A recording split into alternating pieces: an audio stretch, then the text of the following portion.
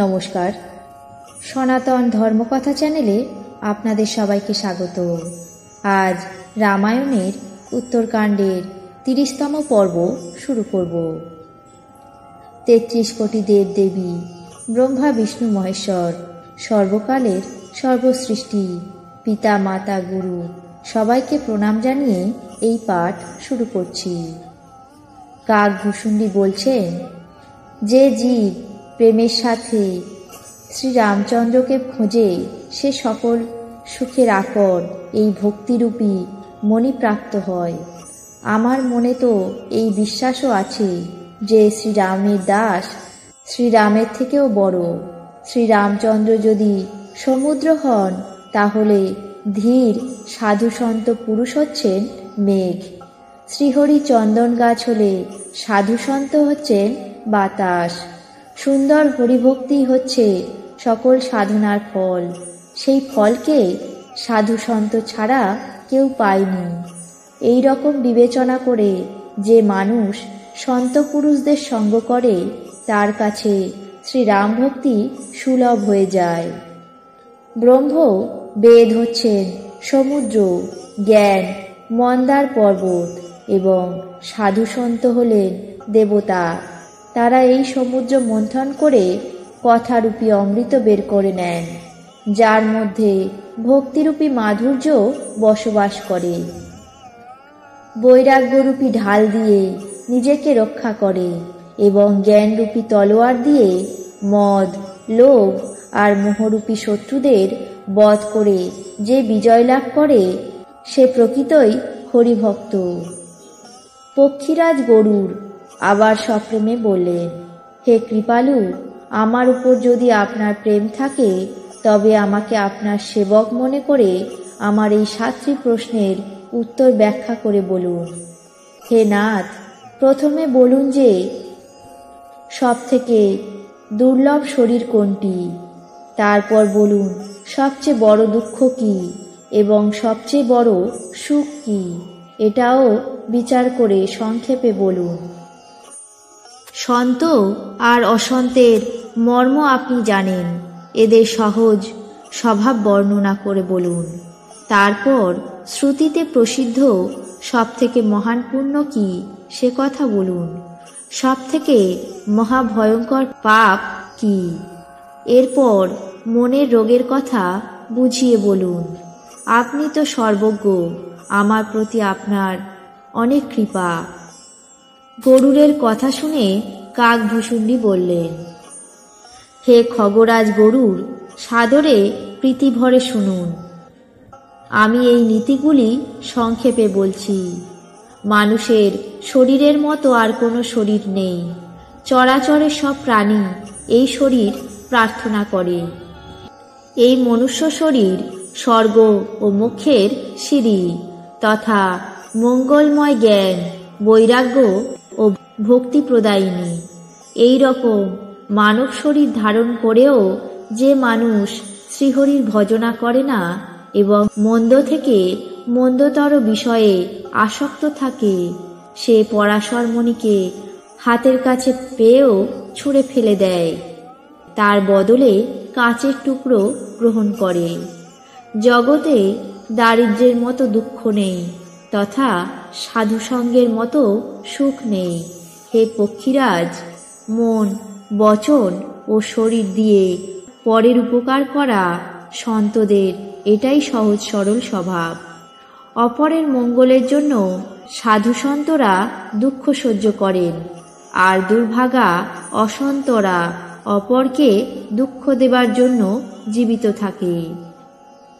কৃপালু সাধুসন্ত ভূর্য তরুর মতো অপরের মঙ্গলের জন্য নিজের চরম বিপত্তিও সহ্য করে নেন, কিন্তু খল বা অসৎ ব্যক্তি শনের দড়ির মতো অপরকে বাঁধে। তাকে বাঁধবার জন্য নিজের শরীরের চামড়া ছাড়িয়ে বিপত্তি সহ্য করে মারা যায়। হে সর্পারি গরুড়, খল বা অসৎ চরিত্রের মানুষ কোন রকম স্বার্থ ছাড়াই সাপ আর ইঁদুরের মতো অকারণে পরের অপকার অর্থাৎ ক্ষতি করে বেড়ায়। এরা পরের সম্পত্তি নষ্ট করে, এবং স্বয়ং নষ্ট হয়ে যায়।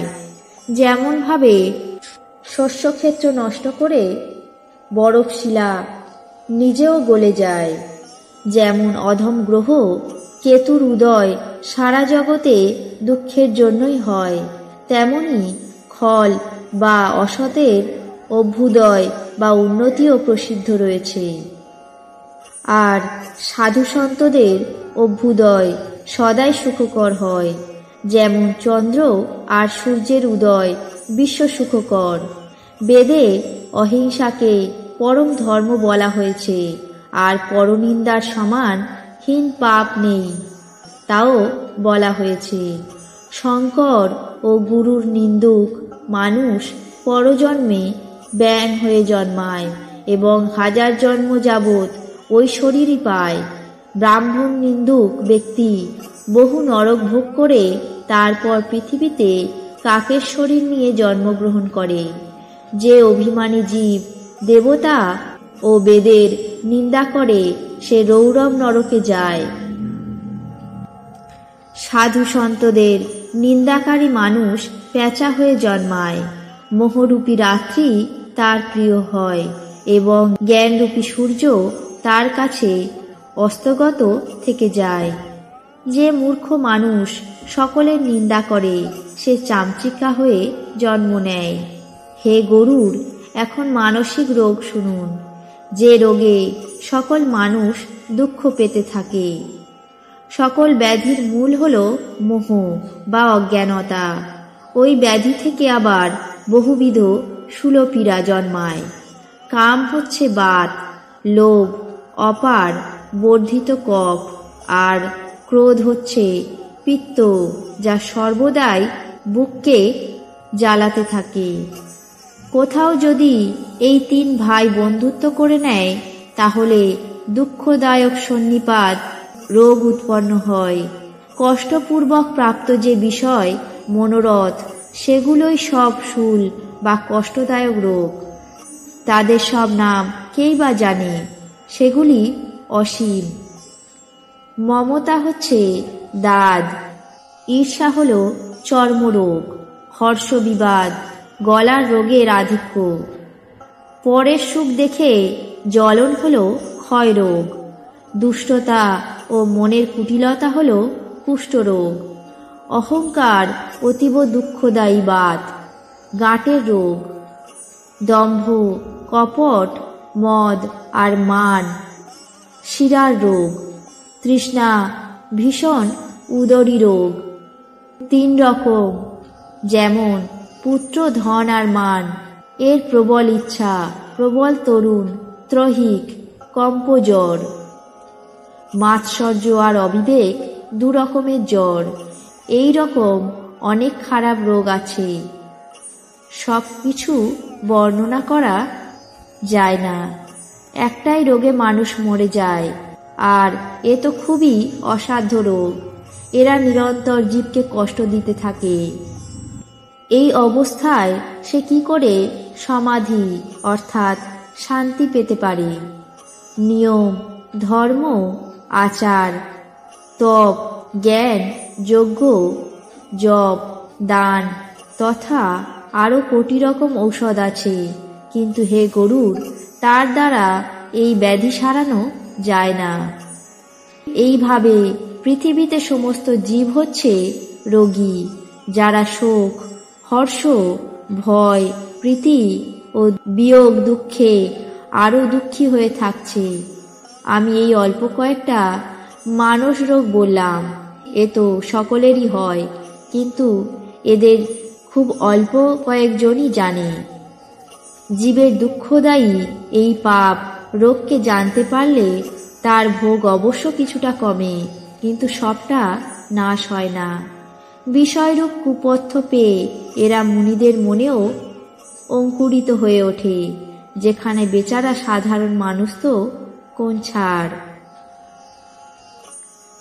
আজ রামায়ণের উত্তরকাণ্ডের 30তম পর্ব এখানেই শেষ করছি। বাকি অংশ আগামী পর্বে পাঠ করে শোনাবো। আপনাদের কেমন লাগছে তা অবশ্যই কমেন্ট বক্সে জানাবেন। চ্যানেলটিকে সাবস্ক্রাইব করবেন, লাইক করবেন, শেয়ার করবেন। ধন্যবাদ।